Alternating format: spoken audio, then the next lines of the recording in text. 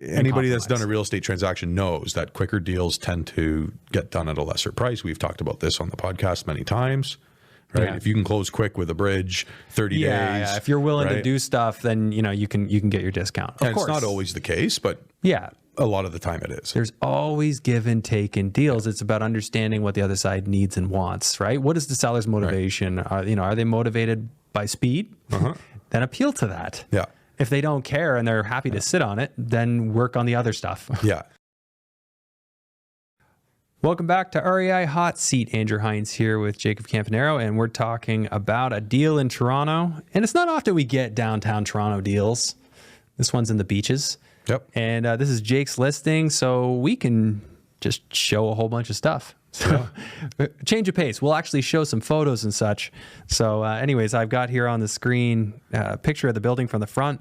It is a sort of like a brown brick, looks like a very solid building. And this is a sixplex, right, Jake? 6-unit walk-up, yeah. 6-unit walk-up. So half the units on the main floor, half on the second floor? Correct. All right. Correct. All right. So, yeah, it's actually like renovation-wise, they got one photo here. Are they all like that? So that's actually one of the rougher units. Okay. We like the building itself. So this building, the unique thing has been it's been owner occupied for 12 years. Yeah. So one of the units was owner occupied. Yeah. Yeah. So it's been maintained and managed as a homeowner would. Right. So, and I've known the owner for quite some time. So we've always, he's like, if you look through the photos, he's done the soft fit. He put new doors on. He repoured the concrete step. Like he's done all these little things that don't exactly drive revenue, but they're called CapEx items, right? These are the life pride of ownership. The pride of ownership. Yeah. So estimated building size is 4,700 square feet across all the units. What's the breakdown of the units on this one look like? So they're all 2 bedrooms. Okay. There's one that we've labeled as a 1+ den because one of the bedrooms is very small. Okay. That was the only add-on unit. So originally it was a 5-unit. Now it's a legal 6. So they did so they basically added on to the mechanical room. Okay. But it still is a very nice unit. The square footage is a little smaller than the others. Yeah. Well, there's 2 that are coming in here at 742. It says the 1-bed plus den is still a 748. Yeah. It's still like, it's big. Okay. It's a very big unit. It's a 1-bedroom and then the other room is quite small. So, we did the right thing and we just said, okay, it's a den, right?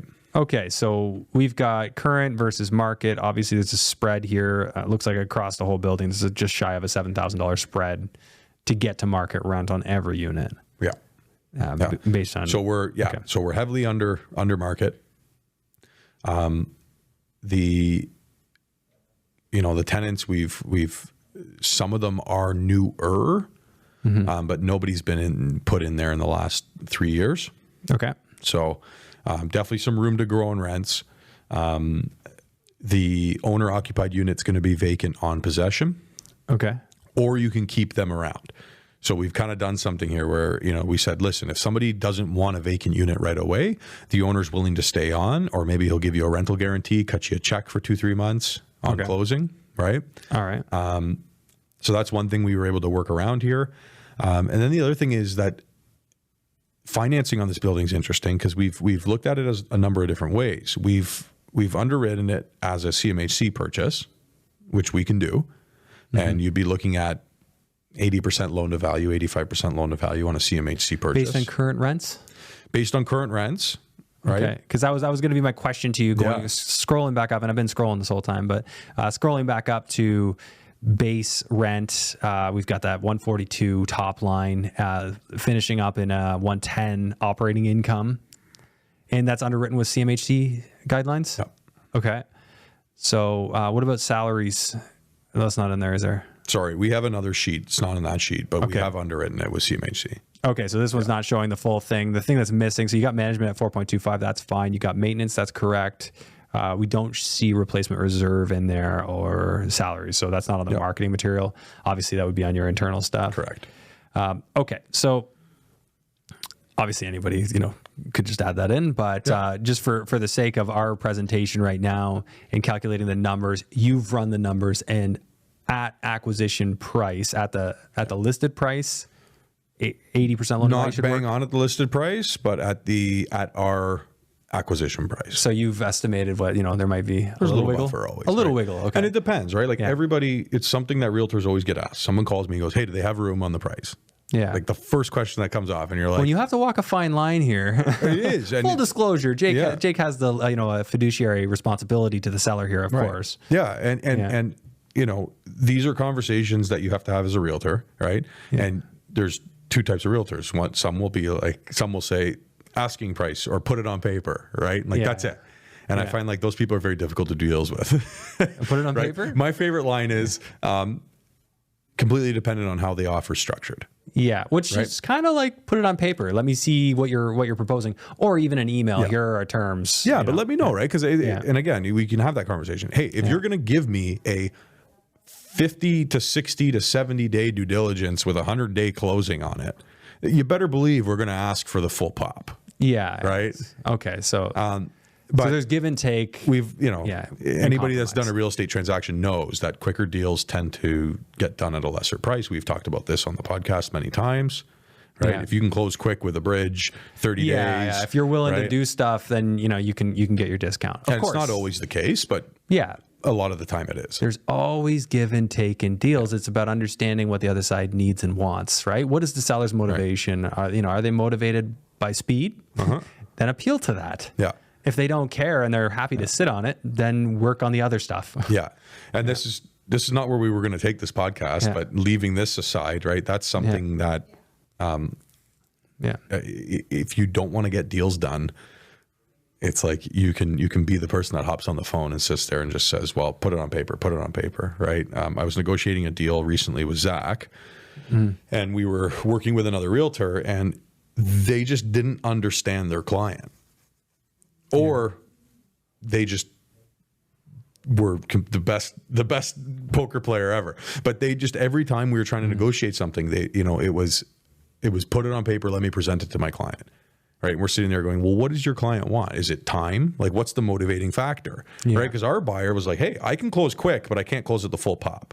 Or I'll give them the full pop, but then I need my time. Yeah. Right. And we were just trying to figure that out. And it took us 6 rounds of negotiations just to get that answered when that could have been in a single phone call. Yeah. You just got to know. Yeah. You got to know what's motivating them. And that's tough, right? But you could be wasting your time if you don't truly understand. And it's good probably in your world to just be able to get the other realtor on the phone and say, let's understand what your buyer's looking for here. Cause like maybe we can structure an offer in a way that they would really like. That's it. Right? Yeah. So that's very refreshing when people call and that's the question they ask. Yeah. Right? And just level of professionalism is going to dictate that. Yeah. Just how do we get it done? Right. That's our job here. So anyways, the CMHC underwriting, we've completed it. There is a way to get a very good loan to value on this property. And you're saying like 80% is what you're thinking. 80%. Call it 80%. So get it around 80. And then at that point, there's going to be some cash flow, like a few $100. It's pretty decent cash flow. Like I had I should pull it up. We should have brought that into this. Yeah. Normally we would. We were a little pressed for time today, but it was actually kind of cool just to have the marketing package here. So the next step would be, if you were seeing this, you go to the link. Yeah, go to the link. And I'll get you the cash flow. Yeah, there you go. Yeah, if you want to see the true goods here. So you would have an opportunity to see how that satisfies. But I mean, at the end of the day, Jake's team's always underwriting stuff for CMHC because so many of their deals now go through CMHC because that's the way to get them to cash flow. Yeah. And to get your down payment minimized. Yep. So in this one, if you're coming in with, I'll say it was full ask. If you're coming in with 20%, that puts you at, what is that? That's about $500,000. Yep. Yeah. So you're about $500,000 plus all your others. So probably add another $100,000 to that to cover your closing. I think I had 620 with everything covered off completely. Okay. Right? And then hopefully you're saying like maybe it's around $1,000 or what have you in cash flow. Yeah, I think I had about 1,008 or something like that. A lot of upward mobility as you turn over those units. Well, that's the thing, right? So there's a couple factors here. Is like we're talking Toronto. Yeah. Right. I know on this show we do talk a lot about tertiary markets, smaller markets. Yeah, we're not often in downtown Toronto. And we really gear our conversations towards that. So this one, we kind of have to shake our head a little bit and say, hey, no, now we're downtown Toronto. We're in the beaches. We're in a very good location, right? Rents in this location on a turnkey product for this size, a 2-bed turnkey, you can get upwards of $3,100, $3,200. Yeah. Now, we've actually underwrote it less. because we have seen the Toronto market soften with rents. Okay. Right. So I think we're using 29 in there, if that's the updated package. This must be your old one. You still have 32. Okay. Yeah. So on the new package, which so you've written the numbers. So there's still cash flow at the everything I've talked about today is at 29. One of the other things is there is a play here for somebody who wanted to own or occupy an Airbnb some of the units. Yeah. There's got to be a play. I know because there are people who are managing Airbnbs in Toronto right now despite the bylaw, but not for the full year. They're doing a partial year or what have you. So there's got to be an angle. I'm not saying that I know how to do that. Don't take this as advice. This is just thinking out of the box. In a location like this in the beaches, so I'm looking at the overhead drone footage, looking in either direction. Like, that's a pretty cool location. So. Well, I said this in the office yesterday, and I got made fun of for saying it. But like you have Toronto Jazz Festival, you have all this stuff that's in the beaches, and this building's walking distance to all of it. Yeah. Right. And I got made fun of because everyone goes, "Yeah, of course, Jacob, you listen to jazz." But so that's the first option. But I do want to mention the second option, Andrew, which is the owner on this building has not refinanced it in 12 years or even more. He only owes about $200,000 on this building. Yeah, so there's a VTB angle. So there's a massive VTB angle here. And I've had that conversation with the owner, understanding that he had such, his capital gain is actually going to be quite large here. And so we've had that. How do you mitigate tax? How do you mitigate capital gain? And so he is open and willing to do a VTB. Okay. And that's why I wanted to bring this onto this episode today to say, hey. And how do you think that would work on a deal like this? Because what kind of VTB are we talking? Are we talking like an 80% or are we talking like a small second? A little bit of we can do both. Potentially both. Right. Just depends on what it looks like. Hey, Andrew, depends on how the deal's structured. Depends on how the deal's structured. But I mean, very good for like the audience to get that. Like, it's not black and white. It's not just the highest price. Boy, do I know that. Like, I'm going through a nightmare of a deal in Lauderdale right now, Fort Lauderdale. Yeah. But anyways, I'll share that another time. That's another episode. But I'm saying, like, it really is like knowing who you're working with, knowing that like they're compromising on terms, like they're giving you what you need out of the deal, and you're willing to give a little, they're willing to give a little, and you come up to the compromise. Yeah. That's really where I think all business is done, in some level of compromise. I imagine. Yeah. Right. So, so the VTB is another angle. So for people that might need a second, right? Maybe you get the first, you maximize the first, and you need a small second. There is ways we can work around that. Yeah. Right. So secure it somewhere else, or and CMHC allows second VTBs. Does it? Yeah, now they do with the new rules and everything. So there is ways to as long as it's still debt services. Yeah, you got to be in your debt service. Everything's got to be so. And it's up to the lender specifically. It's up to the lender. So I'm not saying that's the best approach, but there's also other ways to register a VTB on a different property. Yeah, and that's a common one. So you'll see what'll happen is, like, say this owner wanted to give a VTB, but the lender coming in would not allow it. This owner could actually secure that VTB on one of the buyer's other properties, and as a second. We've done that, and you're getting quite a bit of security with that approach. Like, and talking about that, I actually, is it safer? I don't, maybe in some cases. I think with VTBs, a lot of times the owners are really comfortable because they know the asset. So now they're securing on something that's not there. So now they have. But what if you're getting a better asset? You might be, right. Like, so we did a deal. I did a deal a few years back, and we sold an apartment building in Northern Ontario in a very, very small town.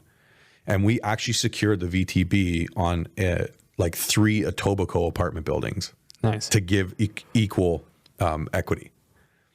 And so that guy, like, he looked at me and he was like, "Oh my gosh!" Like, yeah. He's like, "I'll take downtown Toronto apartment as equity over my little tiny town that's got 1,000-person population." Yeah. And it just the security might even be better. Yeah. So these deals, and it comes down to somebody willing to come in as a solution maker, which we've talked about that many times. You're calling them up and saying, "Hey, let's see if we can make this work." And no better way to do that than get on the phone. Get on the phone. Let's talk it out. I'm like you. I don't want to send an offer back and forth. This is what I used to do with realtors back when I first started. We'd send an offer. They'd scratch it out and change a whole bunch of things, and we go back and forth. I'm like, why don't we just get on the phone? Stop doing all this. No, and listen, sometimes you have to go back and forth. Sometimes that's part of the process. Sometimes people need that, right? Yeah. And so it's really about who the buyer is, who the seller is, trying to bridge that gap. That's what realtors are, right? Mm-hmm. We market and we broker deals here. So anyways, I think there's about 3 different ways we can make this deal work really well for people. Yeah. So would the VTB angle be, would that be that's not really an improvement play, is it? That's more of a, like, I'm trying to think of in what scenario you would use that. If you did like 100, like not 100%, excuse me, like an 80% VTB? Or even as a second. Even as you know, a second? what would would CMHC allow you to go up to 100% loan to value, or? Well, no, I don't think you're doing 100% on this building, but if you did get but 80, if you had it secured on something else, you could theoretically get in for zero then, if theoretically, if the deal correct, worked. Okay, yes. so there's an out of the box thought. I was just trying to think. And so I just got to be careful what I'm saying, right? Yeah. Because it is my listing. I have fiduciary duty. I can't sit here and say we're going to get you 100% loan to value on this building, right? So right. Well, and that's not. I don't think anybody should expect that. That's a big tall order, and your first is probably not going to agree to it. So. But they would probably not even care if it was on another building, another asset. If you own another property in the city, if you do something, that's an option, right? Yeah. So, and then being that the tenants are the units are so under rented, there is big lift here. Well, right? Yeah, we're talking based on what I saw there, over $6,000 in potential lift based on today's rents. No, that could change, and you're not going to get them all out at once. But if you can get one over, two over, you know, in the next year, you're adding thousands of dollars in rent. Yeah. Well, you can start by re-renting the owner's unit, right? Yeah. We've had some very light conversations about cash for keys, if we want to talk about that. Right. So potentially some of these tenants are open to that? Yeah, there's been a couple conversations where, you know, the tenants have come to us saying, hey, you know, I know you're selling the building. I don't really want to be in Toronto anymore, but it's very expensive for me to pack up and move. Right. Yeah. They've actually come to us and said that. So they're looking for the cash for key conversation. In my experience, those kind of conversations are like, oh, let me talk about like paying for your moving company, you know, something like that. Right. Yeah. How about I give you a month's rent or 2 months rent, help you out with a deposit on the new place. Right. Yeah. Like I've done stuff like that. Yeah. And so these, and the nice part is that the tenants that we've had these conversations with, they're not looking to stay in Toronto. Like they're looking to go. One guy was saying, I want to go back to Sudbury. Like he was from Sudbury. He's like, I got more work in Sudbury than here. He's like, I'd like to move back. He goes, but I'm kind of stuck. Sure. So that's a perfect example of somebody that we can say, hey, we'll help you out. It's not hostile. It's actually helping this person. Right. And the nice part is that his rent is actually a lot if he was to go back to Sudbury. Right. So it's not like he's making this move where he's never going to be able to find a unit. Like he's good to go. Right. And so there's conversations we're having like this with the tenants, where it's very friendly conversations, being that it's owner occupied. It's quite a good community in there, right? Where it's not hostile. Like the owner lives in the building, right? He's worked everything out. Yeah, right? So that's actually a real positive. Is he's going to know all of them. He's dealt with them himself. Yep. You know, they've been there a long time, so there's probably some decent relationship there. Yeah. And that's a pro.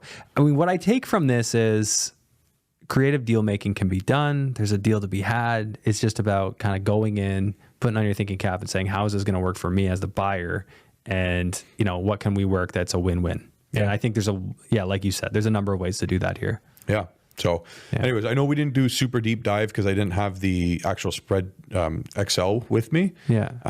That's all right. But this is a different flavor. Yeah, but anybody who's interested in this, like if you are a Toronto buyer, if you're wanting to get into the Toronto market, it's a very good time to be looking in Toronto. I just want to close off on this note.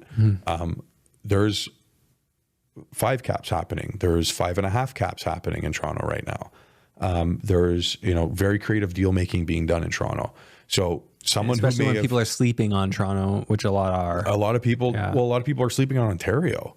Sure. Right. And we've seen some tremendous deals in Toronto lately that have surprised us. And so I think anybody who's that was considering to buy in Toronto, I do think it's a good time to be looking at it right now. Especially in this realm, like the 6 unit, 8 unit, 10 unit. A lot of these owners are looking to get out. So definitely something to consider. And anybody who's interested in Toronto, we do actually have another building in Toronto coming up that I want to do on this podcast next week. Yeah, sure. Let's do it. So we'll do like a month of Toronto properties or something like that. But yes, we do have another one we're going to be listing. And I'll have the numbers for you by next week. So we'll look very good. Yeah, this is a good one. I like kind of diving into this a little bit different. I like that we could just show some photos and what it really is and where it is. Yeah. So that's a different vibe for today. But I also really like that, you're coming here from the perspective of the listing agent saying there's a number of ways to get the deal done here. And a lot of people who would just not have even paid attention, when they have that inside knowledge that the seller's willing to be creative and come up with a win-win together, like it might make deals happen when they wouldn't otherwise. So. Yeah. And here's the thing. If he wasn't creative, I would approach this very differently and say, hey, he's not creative. So we have to look through the traditional channels. Yeah. What is the CMHC? But I also think that might affect the price differently. Yeah. Right. So it's about knowing the buyer, knowing the seller. Yeah. Very good. All right. All right, guys, if you made it this far, please show our channel some love. If you're one of the podcast audio listeners on like iTunes, Apple Podcasts, Spotify, show us some love there. 5 stars only, please. I'm just going to say it. But yeah, everyone who has reviewed like the other podcasts and stuff, like been great. Really appreciate you showing us some love. And then, of course, you're not going to want to miss out on the REI Hot Seat Insiders list, which is where you get all the gold, you get all the deals that maybe don't hit the show, or you get the extra info on those deals. You're going to want to be on that list. So and we actually just sent an email out today to the whole list, and anybody who hasn't opted in to be an insider yet received an email with an opt-in option. So hopefully everybody got that email. Okay. Hopefully everybody opt in that's not already an insider. Yeah. And so you're saying there's a chance some people think they're an insider, but they're not? Yeah. We just want to make sure, right? Just double check. You can't opt in twice. So just do it again. If you already did it, just do it again. Yeah. Email marketing is very tricky, right? We have a lot of rules and regulations around it. We want to make sure we're not spamming people. So that's why we like sending out just a double email to say, hey, if you're not already in the list, just sign up. If you don't want to be on the list, unsubscribe. Okay, right. So do they need to do anything, or they should? No, anybody that's come through this podcast should be on the list. I don't think there's concern there, but just perfect. You start getting emails. You saw a whole bunch of solds we had, and then starting, I believe, on Monday, we're starting a new program, which is Deals of the Week. Okay. So Deals of the Week is REI Hot Seat, but super condensed. Not video, but it's in an email. Yeah, so just a breakdown of the deal. It's basically the deals that didn't make it to REI Hot Seat. Yeah. You're going to be able to get access to as well. Okay. Right. Perfect. So our deals, not our deals, on market deals, off market deals, but deals we feel you should know if you're in the market to look. Right. And so another reason just to be on the list, but that's starting next week. And you'll get all of it, including the deal that's on this podcast. Cool. Straight to your inbox. All right, guys. Thanks so much for joining us this week, and we'll see you again on the next one. See you then.